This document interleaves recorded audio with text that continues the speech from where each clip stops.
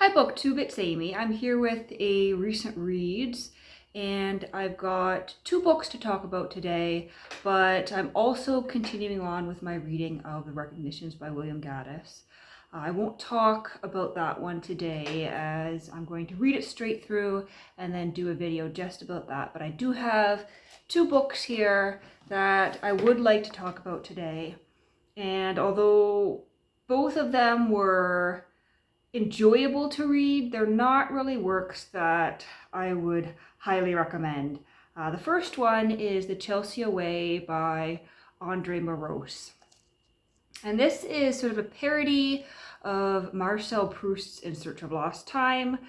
Moroz picks up the narrator of In Search of Lost Time after the events of the final volume, Time Regained, have ended, and sends him off to London and to the English countryside on a vacation with his friend Andre. And we have several characters emerging within this very tiny work from In Search of Lost Time. One of them being Mr. Norpose, who was a diplomat and who has been reassigned to London.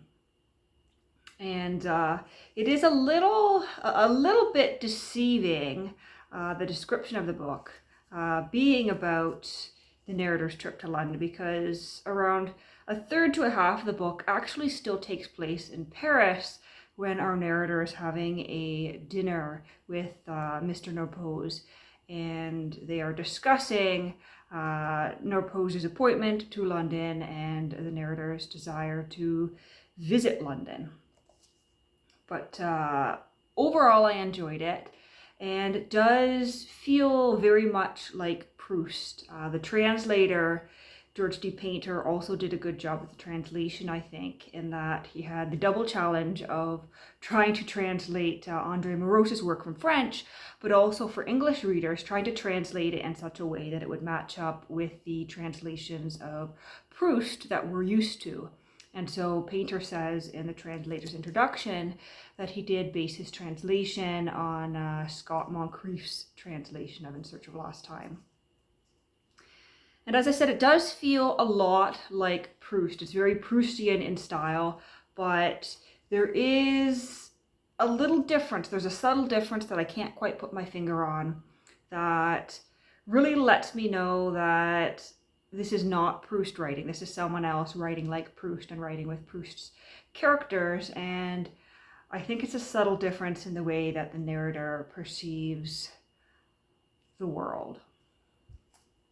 But as I said, I can't really put my finger on it. There's just something different that that lets me know that I'm not reading Proust, and it's not quite as good as Proust, but it is still quite entertaining, and we do have some wonderful passages about English society and about writers.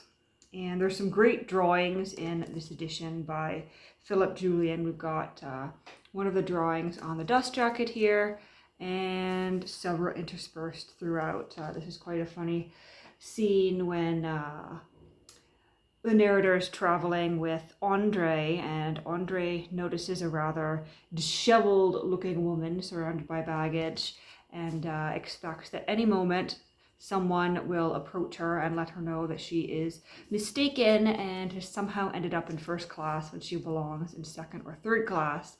And the narrator says, no, I think you'll find that that is the Duchess of Surrey. And indeed it is the Duchess of Surrey, dressed in outdated travel clothes. I did enjoy it, but perhaps not something that I would highly recommend. You might as well just read Proust In Search of Lost Time instead, and only pick this up if you're a really big fan of Proust and are looking for something a little bit extra. Certainly don't go to The Chelsea Away thinking that you're going to get a taste of what Proust is really like, and then thinking that based on this you'll decide whether to read In Search of Lost Time or not. Certainly don't do that. But a nice, fun little tribute to Proust. And then I have this book called Diary of a Foreigner in Paris by Curzio Malaparte. And it is a diary that the author wrote intending for it to be published someday. So this wasn't just his, personal little notebook that he wrote about his days in. This is something that he specifically composed when he returned to Paris after the Second World War with the intention that he would publish it. So Malapart is certainly an interesting person. I had never heard of him before. I sort of bought this on a whim, and I have to say, as I read on, I came to like him less and less, and by the end, I downright despised the idea of ever encountering him. And thankfully I won't, because he, of course, is dead by this point. But he was an Italian writer, but he also had French citizenship, because at the age of 16 he had crossed over into France and joined the French military and fought with them in World War I, and spent some of the best years of his youth in and around Paris, and sort of cultivated this very nostalgic and idealistic view of what it means to be French.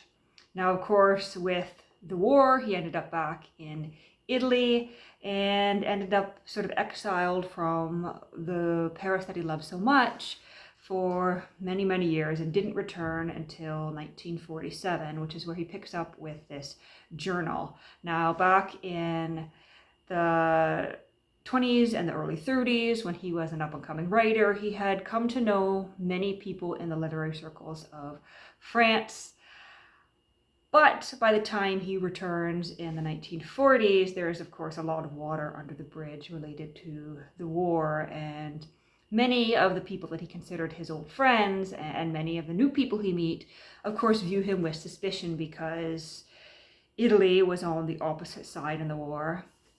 And many people had come to believe that Curzio was a collaborationist, that he was collaborating with Mussolini's regime in Italy.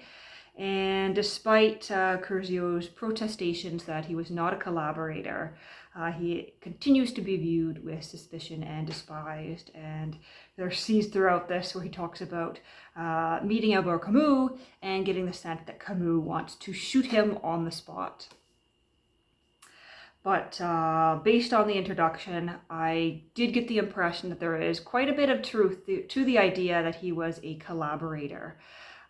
He certainly wasn't joining any resistance groups. He was sort of going with the flow, and although he claims to have spent time in prison, although he says he was imprisoned, it was for most of the time under house arrest in his very fancy house.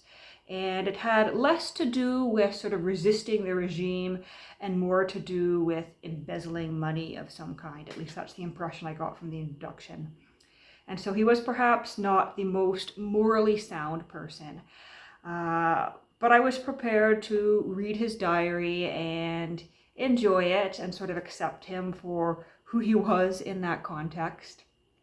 But he is just a little bit infuriating throughout the whole journal, and he comes across as a very odd person. First of all, he liked to bark with dogs, which I guess was very fine in France and Paris.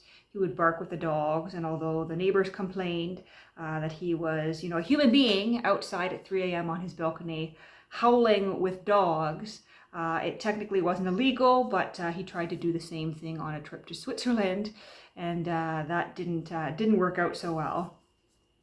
And he was actually asked to not do it or to leave Switzerland, and he decided to leave. And, take it for what you will, how much of this diary is truth and how much of it is fictional. I mean, perhaps he's just messing with us, talking about how he liked to bark with the dogs, but he seems quite serious about it in this diary, and just comes off as a very, very odd person.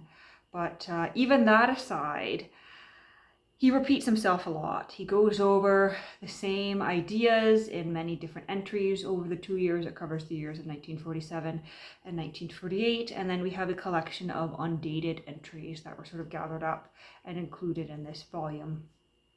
But he goes over these ideas of the nature of the French people. And although he sort of repeats himself over and over again, talking about how he's a foreigner, so he's not really one to judge or to speak on French culture or on things that belong to the French. He says this, and then he repeatedly continues to speak on these things, and I can see why a lot of people would hate him, because he is constantly telling them who they are. He is sort of belittling the experiences of occupied France, and telling them, it's just a drop of water, a ripple in your history. Don't put so much stock into this. Don't be so pessimistic. Don't talk about how this was the worst moment, because really it doesn't matter at all.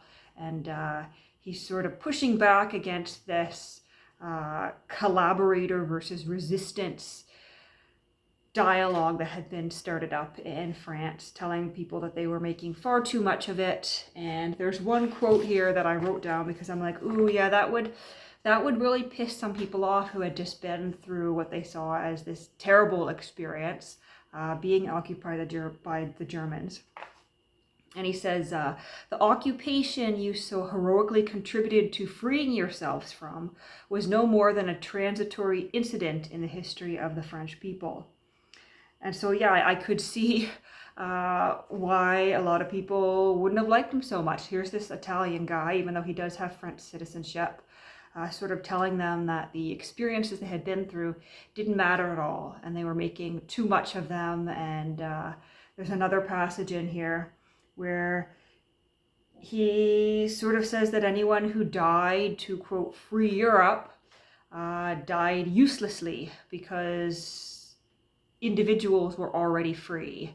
And he goes on about this idea of, individual freedom has nothing to do with who's in power.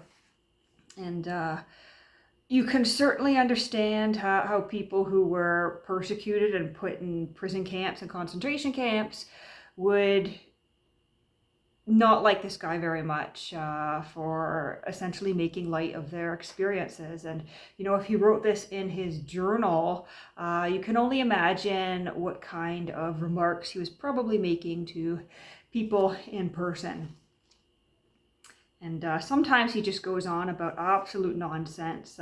He's really got some sort of grudge against Sartre and against existentialism, talking about how it's not a French movement at all. It's something that's happening all over Europe. He talks about Catholicism and about communism and Marxism.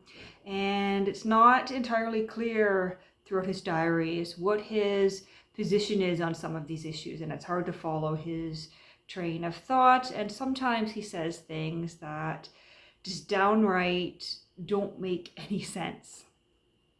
So although it was a semi-interesting read for a Saturday, I read this yesterday, probably not something I would really recommend reading, not something you're going to walk away from with food for thought. But I guess he did write a couple of novels in his lifetime, so perhaps those are worth checking out. I'm not going to say I wasted my time with this, but in some ways I feel as though I wasted my time with this. But I took a chance. It can be hit or miss with these NYRB classics. So those are a couple of the books that I've read in the past week. Still continuing on with the Recognitions by William Gaddis. 400 pages in, still immensely enjoying it.